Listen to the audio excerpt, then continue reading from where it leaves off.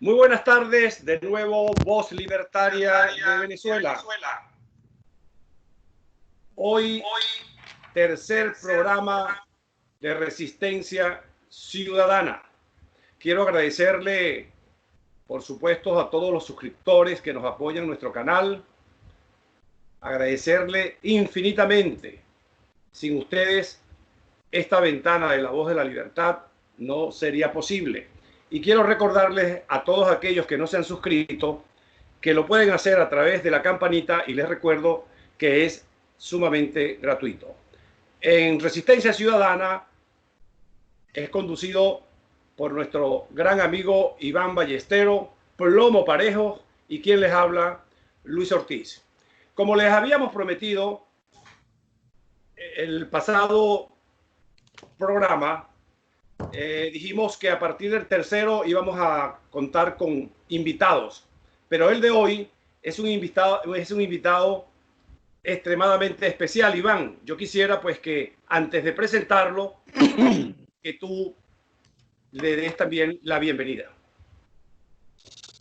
Bueno, sí, Luis, yo quiero darle la bienvenida al doctor y magistrado presidente del Tribunal Supremo de Justicia, Miguel Ángel Martín Tortabún, un hombre que juega un papel importante para lo que viene en Venezuela, porque se sienten vientos de cambio, Luis, se sienten vientos de cambio donde hay que poner orden y hay que hacer cumplir las leyes, lo que está estipulado en la Constitución, porque aquí estamos, si se quiere, en un país que todo está al revés y hay que poner orden. Y para poner orden hay que hacer cumplir la Constitución. Por eso tenemos como invitado esta tarde, para que lo escuchen todos los venezolanos, al magistrado Miguel Ángel Martín Tortabún, al cual le damos la bienvenida a Resistencia Ciudadana.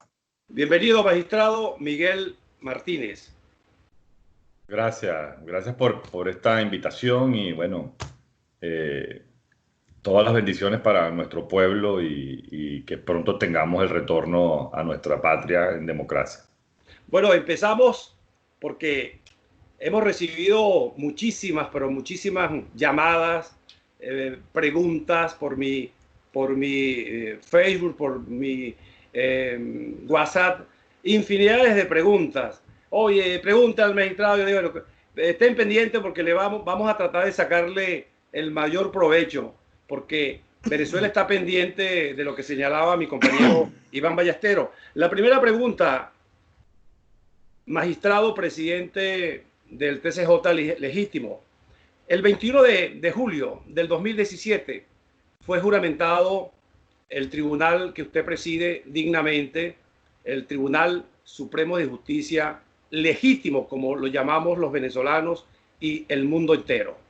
¿Cuál es su balance, presidente, magistrado, al momento de la gestión que usted realiza dignamente? El balance al día de hoy. Bueno, la verdad que la pregunta es bien compleja, ¿no? Porque voy a tratar de resumirlo lo más que pueda. Es para mí, en lo personal y en mi condición de magistrado, el balance como institución ha sido positivo.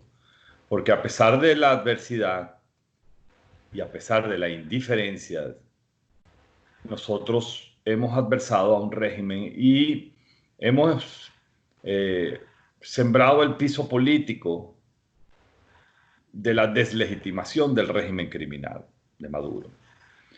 Primero porque el eje de acción en la cual se diseñó la estrategia del Tribunal Supremo de Justicia es precisamente atendiendo a la comunidad internacional y por supuesto, tratando siempre de no despegarnos de nuestra realidad, de nuestra querencia y del corazón de los venezolanos.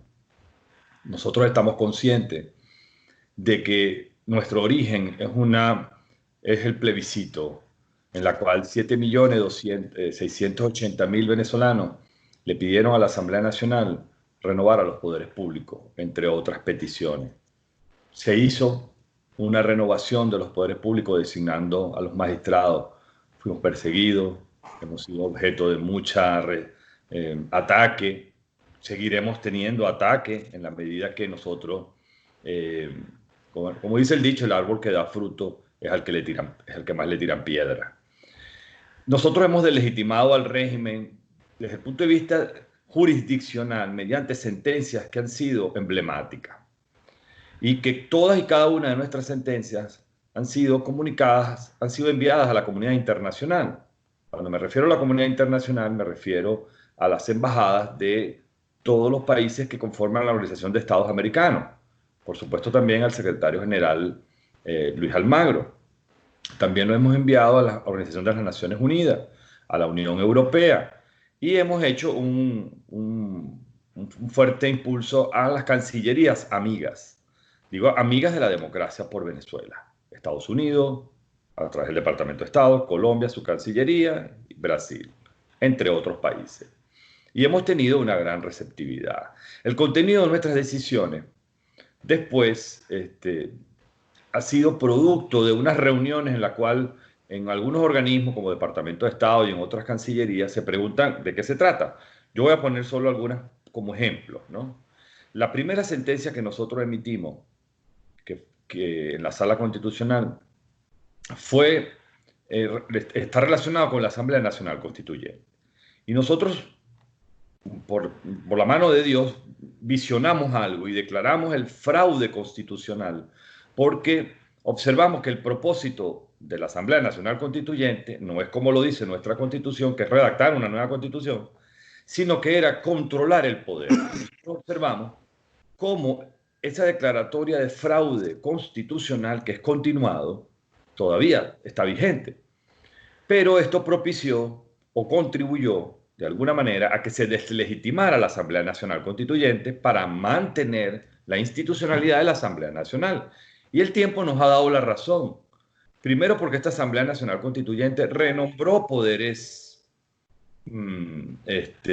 públicos, como por ejemplo la Fiscalía General de la República, los mismos magistrados del Tribunal Supremo de Justicia en Caracas, Contralor, Defensor.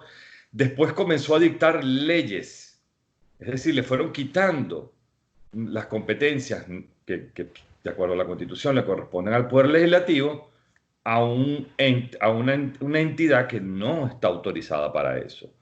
Todo esto, y después incluso vean que lo último que hizo fue nombrar a los rectores, no nombró a los rectores del CNE, los nombró indirectamente porque ellos nombran a los magistrados nombran a los rectores del CNE, y los rectores del CNE en la primera decisión que toman administrativa, en la cual establecen el cronograma electoral, mencionan la Asamblea Nacional Constituyente. Es decir, que el hilo de legitimidad es continua y todo lo que surja de allí sencillamente no tiene valor legal.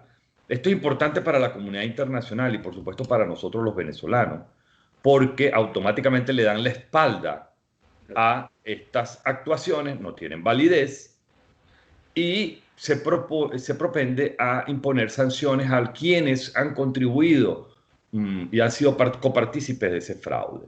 Y así lo hemos hecho. Otra decisión que ha sido emblemática es la incorporación de Venezuela en el sistema de protección interamericano de derechos humanos.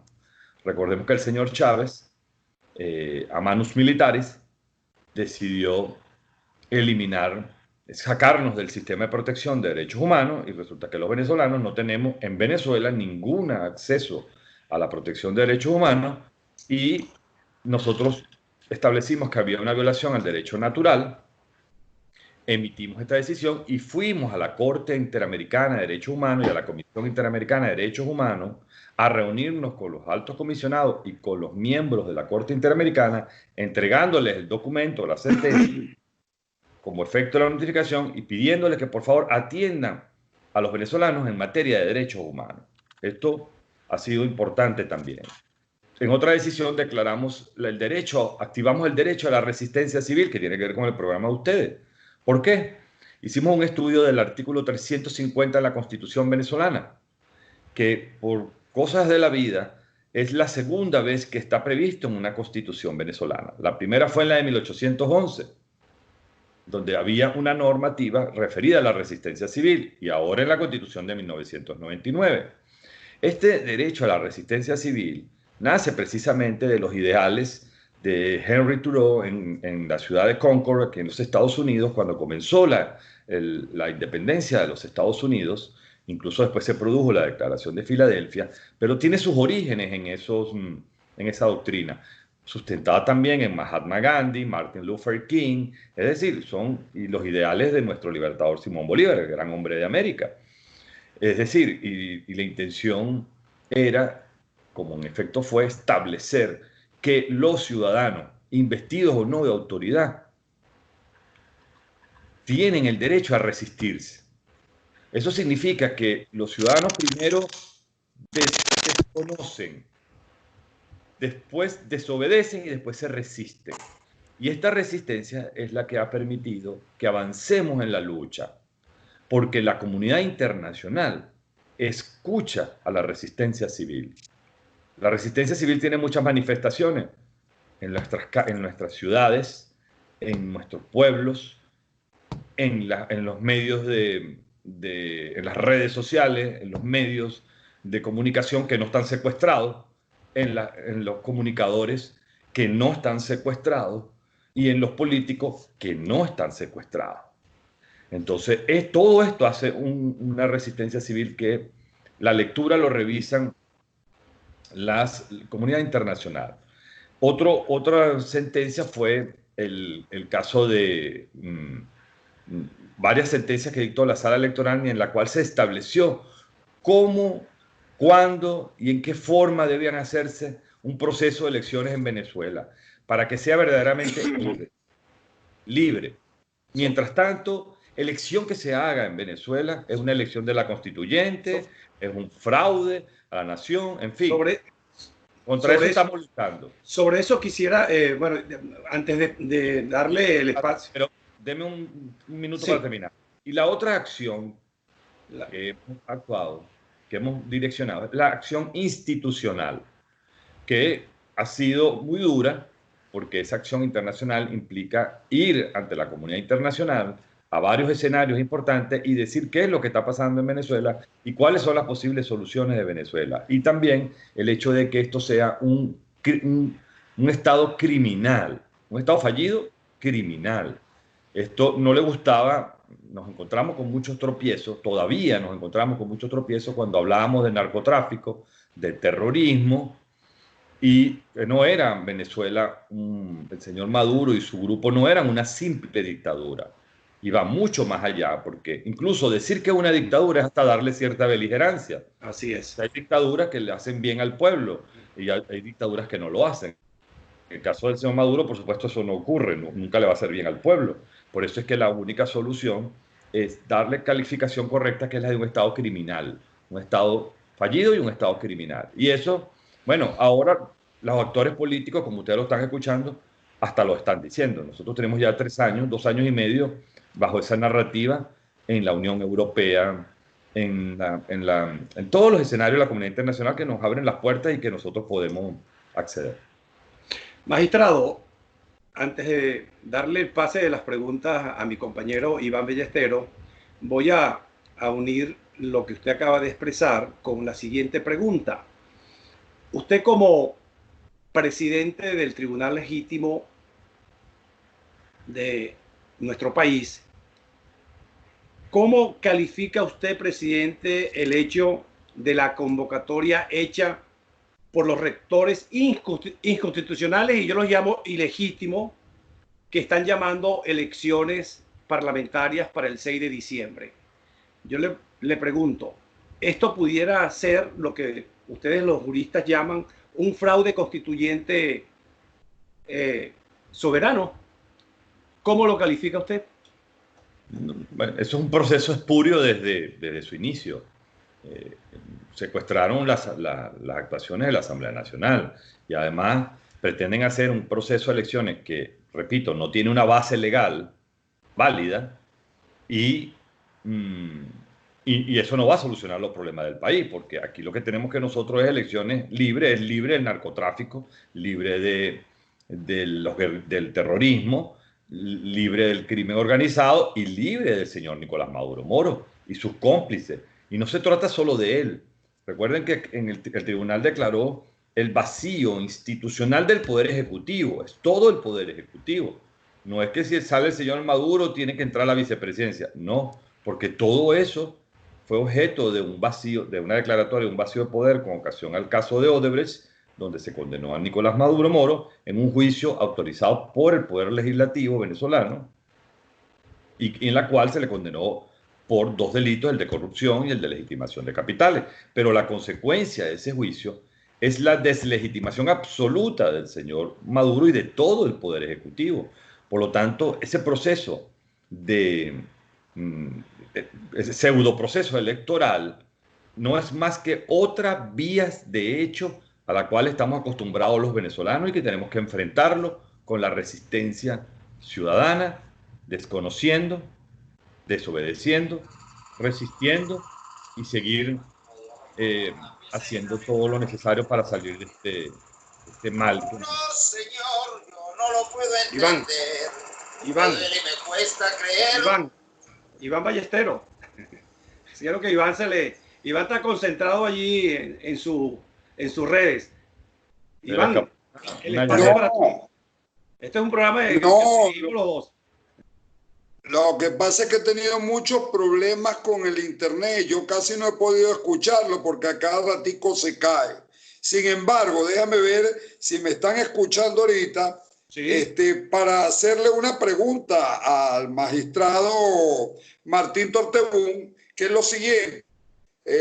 Escuché un pedacito del trabajo que han hecho el Tribunal Supremo de Justicia, a pesar de que están en el exilio, pero yo quisiera saber lo siguiente: si una vez que caiga la dictadura comunista, este tribunal que usted preside pudiese actuar en un gobierno de transición, dado que aquí hay que estabilizar el país y muchas instituciones no tienen ni credibilidad ni están legales, por decirlo así. Ustedes fueron electos por la Asamblea Nacional y sin embargo pareciera que tanto gente del actual gobierno, lógicamente a ustedes no los reconocen, pero lo más grave es que dentro de la oposición hay gente o dirigentes políticos que pareciera que no reconocen al actual Tribunal Supremo después de ser ellos mismos quienes los eligieron a ustedes. Les pregunto, ustedes desde el punto de vista legal, si el gobierno o el gobierno, la pandilla que dice gobernar, sale del poder y se instala un gobierno de transición, ¿sería legítima la actuación de ustedes como Tribunal Supremo de Justicia? Bueno, lo primero que tenemos que verificar es cuál es el hecho desencadenante que va a producir la salida del régimen. Eso es lo que va a determinar la transición que vayamos a tener. Lo deseable y lo que queremos todos los venezolanos es que se produzca una transición para construir una democracia nueva, no para mantener un pasado o un legado. No, la idea es tratar de construir una democracia nueva ajustada a los nuevos retos y a los nuevos desafíos que vamos a tener como pueblo y como nación. Mi sueño y mi aspiración como venezolano es que la justicia se convierta en una política de Estado. Si la justicia se convierte en una política de Estado, que nunca ha ocurrido en Venezuela, porque está dentro de lo mal que estamos pasando los venezolanos, estas calamidades, tenemos una oportunidad de construir una nueva nación y entregársela a nuestras futuras generaciones. Y esto implica la lucha y la unión de varias generaciones que estamos vivas y trabajando por rescatar la democracia. Tenemos que construir una democracia nueva. El Tribunal Supremo de Justicia y los magistrados que hemos sido designados, que se han mantenido con dignidad por reconocimiento al esfuerzo que se ha hecho, por humanidad, deben darle la oportunidad de formar parte de la construcción de un nuevo país. Si el hecho desencadenante no lo permite, entonces, bueno, Dios quiera que las cosas sean para el porvenir venezolano. Eso no lo podemos determinar hasta no lograr ese momento de la salida del régimen. Pero sí debería el tribunal y sus magistrados regresar como debe ser. Nosotros fuimos designados por más de 12 años, 15 años exactamente. Nosotros teníamos que haber visto tres presidencias de la República, han tenido que pasar enfrente de nosotros. Y bueno, esto va a ser una gran enseñanza para todos nosotros como personas, como ciudadanos, y en el caso de los magistrados, como abogados y como jueces. Es un gran reto. Presidente, o magistrado presidente, el 5 de enero del 2021 fenece el periodo de la Asamblea Nacional y por ende el periodo del interino o del interinato del señor Juan Guaidó. La pregunta es, ¿qué papel jugará usted como presidente del Tribunal Supremo de Justicia legítimo? Y para cuando esto suceda, ¿cuál será la posición que van ustedes a asumir? Bueno, yo voy a tratar de mantener el mismo papel, repito, con las capacidades que tengo, ¿no? No solo yo, sino todo el grupo de magistrados que actúan, repito, en dignidad y con dignidad. Vamos a tratar de hacer todo lo posible para que nuestra voz no se calle y nos mantengamos como custodio de la constitucionalidad, a pesar de estar en el exilio, a pesar de que haya ciertas indiferencias, no diferencias, indiferencias. Vamos a tratar de ser la voz de los custodios de la constitucionalidad. Efectivamente es una jugada magistral del régimen. Recuerden que mientras ellos están prácticamente de salida, nosotros estamos cortando la maleza para llegar al horizonte. Así es. Porque el régimen está muy, muy mal, está de salida. Y nosotros sencillamente tenemos que terminar de cortar la maleza para que Dios nos dé la oportunidad de construir nuestro país, basado en justicia, basado en la paz y basado en nuestras querencias, en nuestra idiosincrasia. El régimen está siendo muy habilidoso en el sentido de retrocediendo hacia adelante, convoca estas elecciones y va a tratar de que sean elegidos personas que nunca han formado parte del PSUV, ni del chavismo, ni de movimientos de izquierda, y para vender una idea de que ha habido un proceso electoral, o por lo menos que ha ocurrido una votación de algunas personas que han designado a algunos diputados. Entonces vamos a encontrar algunas personalidades que son conocidas en el mundo político, que siempre han estado militando en sectores de la democracia y de repente ahora ellos van a poder decir, a mí me votaron 50.000, 100.000, 200.000 o 300.000 personas. Esto va a ser un problema porque, lógicamente, si el proceso electoral no es válido, ellos tampoco pueden ser investidos como diputados ni van a tener inmunidad. O sea, ellos puede producirse el acto electoral. ¿Qué va a ocurrir? Presidente, la pregunta yo se la formulaba porque hace apenas 2 días, vía Twitter, el señor Ebrard ratificaba de que para el 2021 Estados Unidos seguiría reconociendo al presidente interino Juan Guaidó. Pero bueno, todos los que somos venezolanos, todos los que hemos leído y estudiado la Constitución, sabemos de que los periodos fenecen y no hay continuidad administrativa. Pero la pregunta se la formulo porque efectivamente para el año 21, yo como venezolano digo que el único hilo constitucional legítimo que nos quedará a nosotros los venezolanos precisamente es el Tribunal Supremo de Justicia que usted preside. Para los oyentes, para los que todavía no están muy claros, ¿pudiera explicarnos si esto es correcto o si hay algún camino jurídico constitucional que pueda permitirle a los diputados y por ende al presidente interino seguir después del 5 de enero. Bueno, tengo que corregirte que sí existe el principio de continuidad administrativa. Eso forma parte de los principios dentro del derecho administrativo. Creo que el amigo Ballesteros se... Sí, creo que se le... Bueno, ese es Venezuela, Claro. presidente. Ese es Venezuela, lamentablemente. Claro. ¿Continuamos? Sí, continuamos, ¿no? Vamos a continuar. Eso es lo bueno que estamos...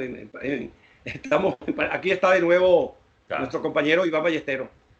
Continúe. Ahí está la perseverancia. Así es. Es necesaria.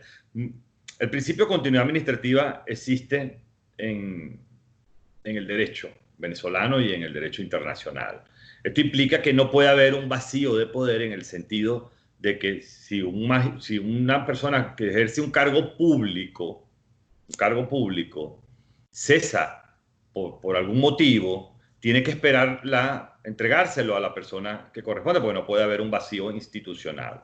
Ahora, en los casos electorales es diferente, porque los cargos que son por mandato popular vencen automáticamente en lo que vence el periodo correspondiente. Es decir, es como decir que terminó el mandato del presidente de la República y entonces hasta que no se nombre un nuevo presidente van a continuar. No. La Constitución establece las sucesiones y la forma de llenar los vacíos correspondientes. En el caso venezolano, nosotros, como tribunal, una vez que se cesó el Poder Ejecutivo, invitamos a la Asamblea Nacional para que designe primero el presidente del Congreso, que en este caso era el diputado Barbosa, debía asumir la presidencia interina o encargada de la República, no lo hizo posteriormente el diputado Juan Guaidó cuando se encarga de la presidencia, ahí sí él asume la presidencia y se juramenta,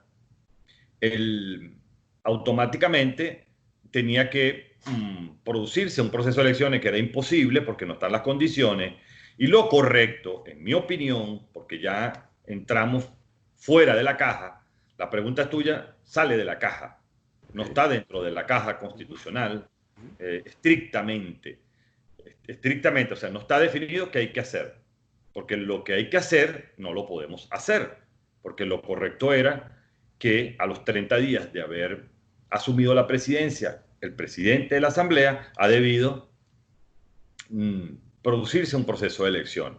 No ocurrió. Yo, por lo menos, yo y mi equipo de presidencia del tribunal, cuando me refiero a título personal, es el equipo de presidencia del tribunal. Nosotros en el mes de diciembre, antes de que ratificaran al diputado Guaidó como presidente de la Asamblea Nacional, propusimos al país y a los diputados que meditaran la posibilidad de designar un presidente provisional, muy parecido a lo que ocurrió en el caso de Ramón J. Velázquez. Sería un acto legislativo, eliminaríamos todas las barreras legales, como esta que se nos va a producir ahorita a finales de este año.